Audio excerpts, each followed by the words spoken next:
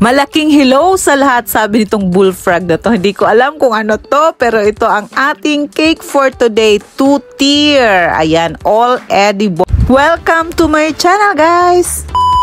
So, hi guys! Welcome to my channel. It's me again, Lulu, ang inyong Lala Lulu na nag-feeling vlogger. So, ayan, for today's video, meron din tayong 2-tier. Ito na. Ito 8x4 at itong 6x4 na ready na kasi na frostingan na siya. So, i-stack na lang natin. Papakita ko sa inyo ang pag-stack ko na very sure tayo talaga na hindi masisira. Tapos, ito naman ay may topper na fondant. So, at may mga details na fondant. So, ipapakita ko yan sa inyo. So, bago tayo magsimula, kung hindi ka pa nakapag-subscribe sa aking channel, please subscribe, like, or share, at pakiclick na rin ang bell para lagi kayong updated sa bago nating video. So, ayan, thank you so much sa inyong pagsuporta, sa palagi kayong nandyan at nanonood. Maraming salamat. God bless and see you. So, mag-uumpisa na tayo. Tara!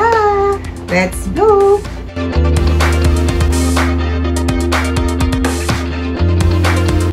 So, ang ating cake ay combination ng chocolate and chiffon. Actually, itong ganitong cake na to, ito yung aking best seller before mag-pandemic. So, nag-pandemic, nagkaroon tayo na siya, nagmahal ang mga bilihin. So, medyo bawas tayo ng konti, pero same price pa din. So, ayan. Pero ngayon ibabalik natin ang dating kahapon.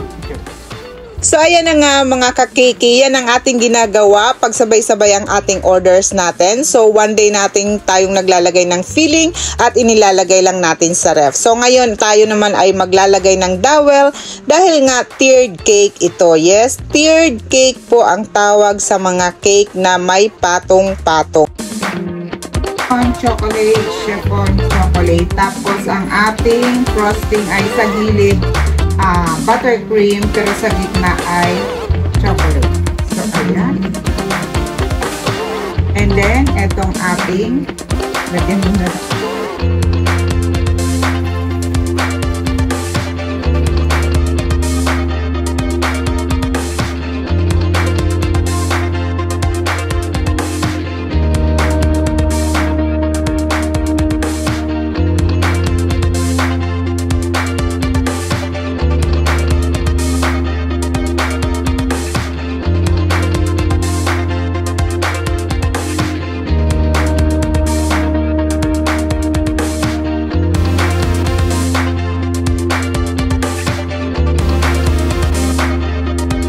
So, ito namang cake natin, mga kakiki, ay covered na ito ng frosting. Talagang cover na natin siya. Unlike nung nakaraan, yung naked cake natin na wedding cake. So, gumamit ako dito ng whipped cream. So, syempre, kailangan nating pantayin at saka pakinisin ang ating frosting. So, this is the very simple method para ma-achieve natin yung mga tiered cakes na tinatawag. Yes, yan ang mga common terms dito sa baking. Yes, tiered cake ang term pag ang ating cake ay may patong-patong. Tapos layering naman yung sa ilalim ng cake na minsan ay 4, minsan ay 2 lang. So yun ang layering. At filling naman yung paglalagay natin ng palaman sa ating cake. So yun ang mga simple common terms sa ating baking. So ayan, tiered cake nga, 2-tier cake nga ang ating cake for today's video.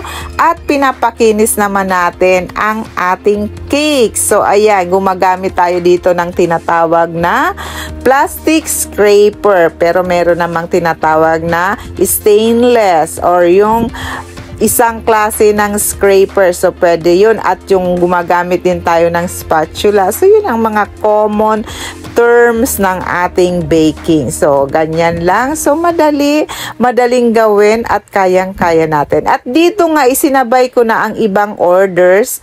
So, ang ginagawa ko talaga is nilalagyan ko muna sila ng white na frosting, tapos saka ko na isa-isa silang i-decorate. So, ito nga dito, ito yung size nito is 7 by 5, which is baptismal cake. Papakita ko na lang dyan sa side ang picture. So, hindi ko na ito sa inyo isa-isa ang paggawa kasi same lang naman ang method natin at single tier lang po ito with 4 layers. Pero sa decorations naman, gumamit tayo dito ng edible paper. So, yun ang pagkakaano lang dito. Edible paper at yung very popular na mga balls. At ito nga, may isa pa tayong pahabol which is naman ang minimalist cake. Okay, sa minimalist cake, we don't usually layer the cake. Yung parang isa lang siya tapos lalagyan mo siya ng icing. So, ito na yung ating bullfrog. Frog ba to? So, ang gumawa nito ay ang aking anak na kasi hindi carry ito ng aking kamay. At alam nyo ba, ang laman yan ay lahat lang aluminum foil. In-inform ko din si client kung anong laman.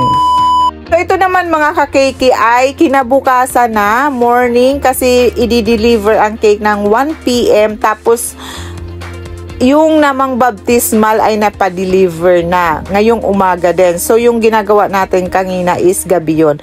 So, maglalagay na ako ngayon ng mga lines according sa design ng ating 2-tier. Ito na yung mga medyo para sa akin ay napakahirap gawin. Ewan ko ba dyan? And of course, yung topper dahil hindi ko talaga kayang gawin yun. Hindi magmumukhang ganon. So, ngayon, in-import ko ang aking anak na baker. Then, siyang gumawa, pumunta siya dito. So, ito na ang pinaka-crucial part. Oh my God, kasi nanginginig at pasmado na ang kamay ng lola nyo. So, any moment, baka tumabingi yan. Pero ganyan ang style ng paggawa ko. Niro-roll ko muna si fondant ng ganyan. At dahan-dahan ko siyang iniikot sa cake. So, ayan, nagawa naman natin. So far, pantay naman. So, itilalagay na natin itong TCU. I think this is Taguig Community. Hindi ko alam kung ano, basta sa school to. So, ayan yan. At saka yung mga stripes na ganyan dyan sa baba. Ang ginawa ko niyan is medyo hinirest ko muna si fondant after ko siyang makat para ano na siya, mag-dry ng konti. At ito na nga, ipapatong na natin ang ating topper natin. Sabi ko nga sa inyo, aluminum foil lang sa ilalim niyan. Pero hindi ko matusok ng plastic. So, pinili ko na lang is toothpick. Nilagyan ko siya ng 3 toothpick kasi kailangan para hindi mabuwal pag dineliver natin. So, ayan lang ginamit ko. Toothpick, maiigsi lang. Kasi super gaan. Kasi yun ang desisyon ng anak ko. Kailangan daw aluminum foil lang kasi ang gusto ko sana full fondant. Sabi niya, hindi kakayanin ng cake. O, diba? Sumunod tayo sa marunong. So, hindi daw kakayanin at babagsak. Totoo naman. Kasi nga malaki yung topper. Kung fondant pa yun, babagsak nga. So, ayun na nga ang napagdesisyonan. At siyang gumawa na aluminum foil. Binulog-bilog lang niya, ganon. At kinover niya ng fondant. So, ito, naglalagay lang naman tayo ng name. Nakita niyo si Billy.